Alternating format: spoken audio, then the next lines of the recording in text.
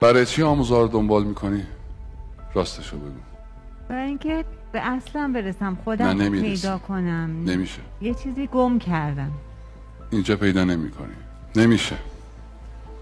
نیت تو عوض کن. با چه نیتی مثلا؟ غیر مردن؟ نه دیگه، همون باید. هیچ فرهنگی دیگه ما به جز مردن کار دیگه این نمیتونیم بکنیم.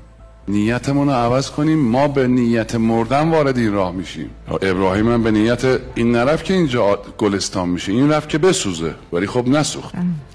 اگه به نیت مردن وارد بشید چی نمیشه؟ مردن جسمی؟ نه خیر، نه اون نه اونو همه میمیریم. موتو بمیرید قبل. شما میدونید که اون قلب نازنین شما خانه خداست؟ بله.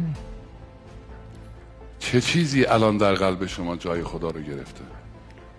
مثلا سلامتی، بله. مثلا بچه، مثلا ترس از آینده. اینا همون بت هاست دیگه. بله. اینا رو باید بزنیم. این تو و بعد انقدر فوراً جواب میده. دیدی به این گفت ای دیوان لیلایت، منم بلا فاصله جواب داد. به محض این که از همه چی گذشتیم رو پیدا میکنی.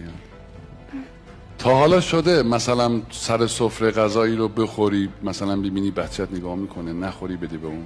بله خیلی. میتونی این کارو با خودم هم بکنی؟ مثلا بگی تو چی میخوای؟ من 50 سال زندگی خودم خراب کردم با این عنوان که خدایا اینو بده، این کارو برای من بکن، اونجوری بکن، اینم بذار اونجا. خب چطور به بچم میگم من نمیخورم تو بخور؟ بیام پیش خدا بگم که تو چی میخوای؟ تو چی دوست داری؟ من هیچی نمیخوام. لحظه به لحظه تو چی میخوایی و با رضایت من میگم. با رضایت. دنبال نتیجه هم نیستم. خانم من مریض بود، ما تو عقل من ذهنی، تو خریت های من ذهنی نشسته بودیم براش دعا میکرد. اون مریضه، من باید عوض بشم، اون باید عوض بشه، جان باید بدیم، نشستیم دعا میکنیم. نفهمیدیم دیگه. زده قانون قضا اومده زده که عزیز من دارید اشتباه میکنید، کینه یه جا بمونه، از گذشته چیزی اینجا بمونه اذیتت میکنه. متوجه نشدیم. به جای اینکه برگردیم به سوی خدا دعا میکنیم میدونی چی کار کن، اینو خوب کن. حالا بیا نیت عوض کن. هر چی تو میخوای. مثل عاشق. عاشق اینجوریه دیگه. کیست عاشق؟ هیچ، آن هم در سراب نیست حتی نقشی از او رویا. از دو عالم دوست او را بس بود، غیر از او بیگانه با هر کس بود. هرچه خواهد دوست نیست دلخواهش بجز دلخواه دوست. گر تمنای وصالت در سر است، این هوس باشد ها که راه دیگر است.